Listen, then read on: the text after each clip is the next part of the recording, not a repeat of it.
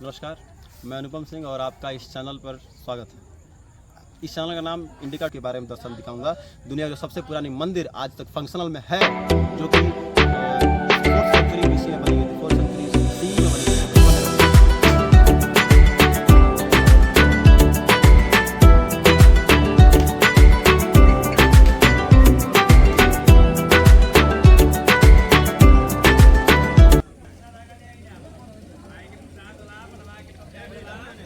Guys, हम लोग मंदिर के प्रांगण में आ चुके हैं और ये जो आपके सामने मंदिर दिख रहा है, इस मंदिर का नाम मां मुंडेश्वरी टेम्पल है।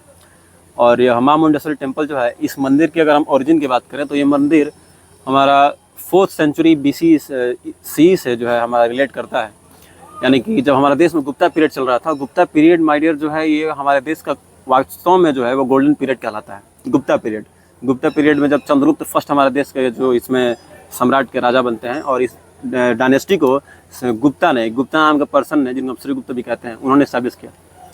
और उस समय पर यह मंदिर बना था। और ये कहा जाता है कि ऐसा ऐतिहासिक स्रोतों के हिसाब से कि ये मंदिर दुनिया के सबसे पुरानी मंदिरों में से एक है, यानी कि सबसे पुरानी मंदिर यही है। और इसके बाद अगर हम लोग और भी देश के दूसरे किसी मंदिरों की बात करें तो उसमें जैसे हमारी मंदिरें आती हैं, वो मंदिर जैसे अगर हम एलोरा केव्स की बात करें, अजंता गुफाएं की बात करें, वहाँ पर जो कैलाश टेम्पल है उसकी अगर हम बात करें, या हम हम्पी चले जाएँ जो साउथ इंडिया में पड़ता है, साउथ इंडिया में बहुत सारी मंदिरें हैं, उन सभी मंदिरों का भी स्ट्रक्चर इस मंदिर के बाद ही हुआ था।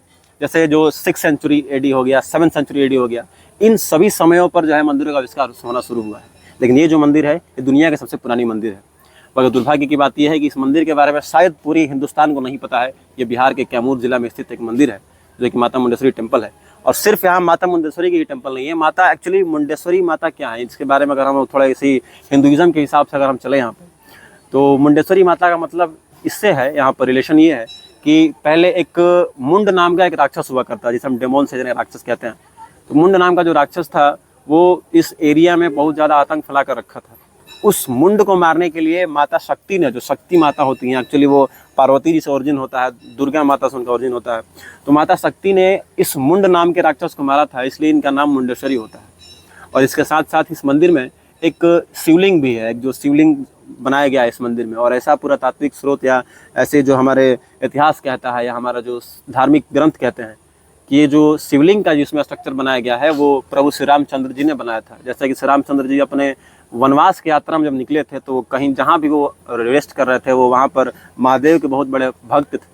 वो महादेव की मूर्तियाँ जगह जगह पर बनाया करते थे, शिवलिंग बनाया करते थे। तो इस मंदिर में भी महादेव की एक शिवलिंग बनाई गई है, जो ऐसा माना जाता है कि प्रभु श्री रामचंद्र जी ने बनाया है। अभी मैं इस मंदिर के अंदर प्रवेश करता हूँ और आपको उस शिवलिंग को भी दिखाता हूँ, माता का दर्शन कराता हूँ। चलिए मैं आपको ये बताऊँ। और आगे अगर मंदिर के हम पास से दर्शन करें तो ये मंदिर जो है आपको दिख सकता है, ये एक ऑक्टागोनल स्ट्रक्चर का मंदिर है।